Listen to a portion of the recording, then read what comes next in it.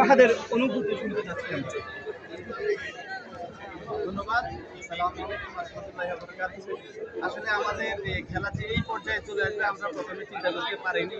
আমাদের খেলাটা প্রথমে 8 দলের ছিল, এরপরে ক্রমান্বয়ে আমরা বড় ভাইদের চাপে বিভিন্ন ইয়াতে আমরা দল বাড়ানো লাগিয়েছে, যার কারণে আমরা 16টা দল 2002 সাল থেকে শুরু করে এসএসসি 2024 সাল পর্যন্ত আমাদের মোট 16টা দল অংশগ্রহণ করেছে।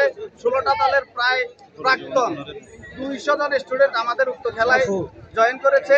তার পাশাপাশি আমাদের খেলায় প্রত্যেক দিনই 500 থেকে 1000 জন দর্শক হয়েছে।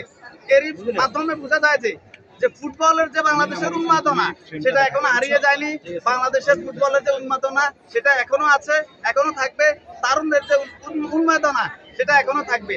আমরা মাদক মুক্ত দেশ গড়ার জন্য, সন্ত্রাস মুক্ত দেশ গড়ার জন্য খেলাধুলার যে প্রয়োজনীয়তা সেটা আবার উপলব্ধি করছি।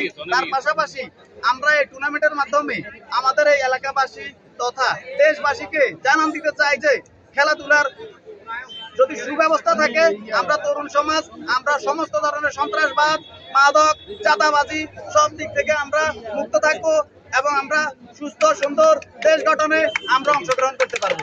ধন্যবাদ।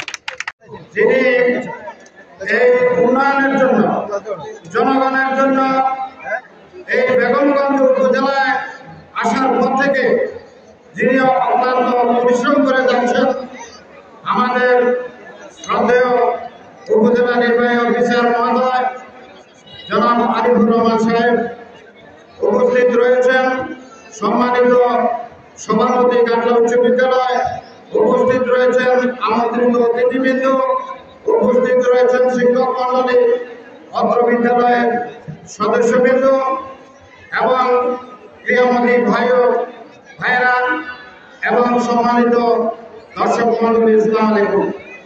বক্তব্য দেওয়ার এখানে সময় নাই, কিছুক্ষণ পরে মাগরিবের আজান হবে, আমাদের প্রধান অতিথি মহোদয় বক্তব্য রাখবেন।